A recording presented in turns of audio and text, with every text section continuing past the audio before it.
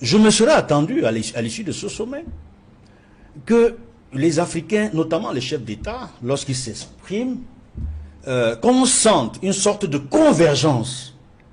Mais ça n'a pas toujours été le cas lorsqu'on a suivi les différents chefs d'État. Dans l'ensemble, certes, ils ont posé les mêmes préoccupations d'ordre sécuritaire, d'ordre alimentaire, d'ordre humanitaire. Mais la manière d'y parvenir et la manière de solliciter cette aide, ce renforcement de coopération donne l'impression que nous n'allons pas forcément en position de force. Or, comme je l'ai dit avec les dernières résolutions à l'ONU, l'Afrique est capable de parler en position de force et de jouer un rôle essentiel, comme la troisième voie, entre le bloc de l'Est, entre le bloc occidental. La preuve, c'est qu'aujourd'hui, l'Afrique est courtisée par tous les temps. Que ce soit les Occidentaux, que ce soit le bloc russo-chinois ou le bloc asiatique. On est courtisé de partout parce que nous sommes le continent de la croissance. Nous sommes le continent où il y a le plus de minerais. Nous sommes le continent qui a le plus de richesses. Du sol, du sous-sol. Nous sommes intelligents. Il n'y a pas de raison qu'on n'aille pas en tenant compte de nos atouts. Parce que, visiblement, j'ai peur. Et c'est ça, malheureusement, que, au terme de ce sommet, il y ait que cette volonté des chefs d'État africains de vouloir, pour la plupart, s'éterniser au pouvoir à travers le renforcement de la coopération sécuritaire avec la Russie et que la préoccupation du renforcement des relations économiques et sociales, économiques et commerciales ne soit que secondaire et que on donne l'impression qu'on veut simplement rejeter ou banaliser ou minimiser les relations que les pays africains ont eues dans le passé avec le bloc occidental qui a suffisamment démontré qu'ils sont restés impérialistes, qui sont restés capitalistes, qui ne tiennent compte que de leurs intérêts, qui minimisent, nos intérêts africains. Mais c'est aussi ça les relations internationales, c'est une question d'intérêt. Absolument. Nos pays doivent en tenir compte.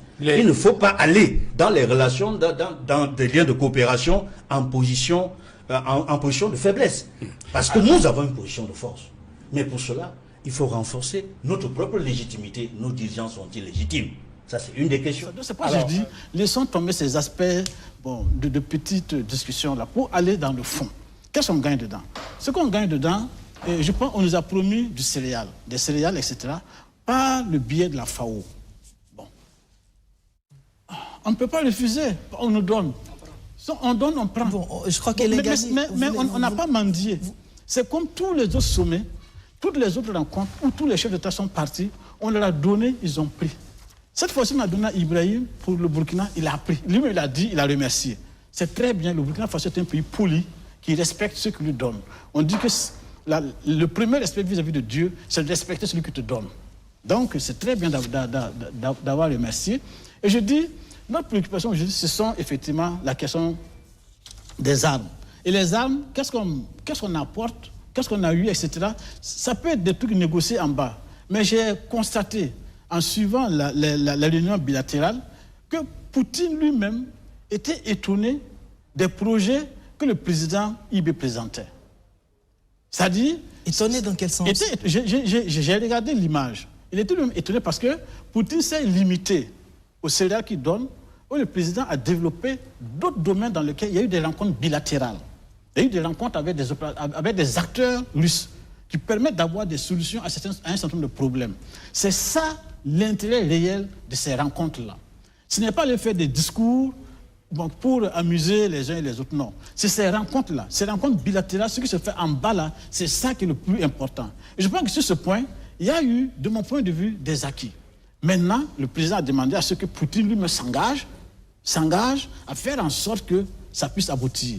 Et c'est là où j'aurais aimé entendre un discours fort de sa part pour dire aux Russes, bon, nous venons vers vous, c'est pas parce que vous êtes beaux, mais c'est parce que nous pensons avoir des intérêts ensemble avec vous. Donc mettez-vous au sérieux. La preuve, vous devez vous mettre au sérieux parce que déjà vous avez pris des engagements que vous n'avez même pas respectés avec les autres chefs d'État. Et donc ça c'est un problème déjà.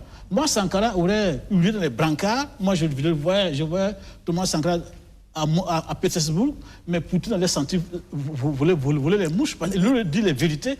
Nous nous sommes engagés avec vous. Qu'est-ce qu'on a eu en retour? Allons à la réaction de Macky Sall. Quand Traoré parle de mendiant, Macky Sall réagit. Quelque part, il a raison, parce que c'est lui le mendiant en chef que les Européens ont envoyé mendier le blé chez les Russes. Pour que, dit-on, les Africains ne meurent pas de faim. Et sur 32 millions, je le répète aujourd'hui, sur 32 millions de tonnes de blé sorties d'Ukraine, à peine 1 million sont allés aux Africains qui risquaient de mourir de faim.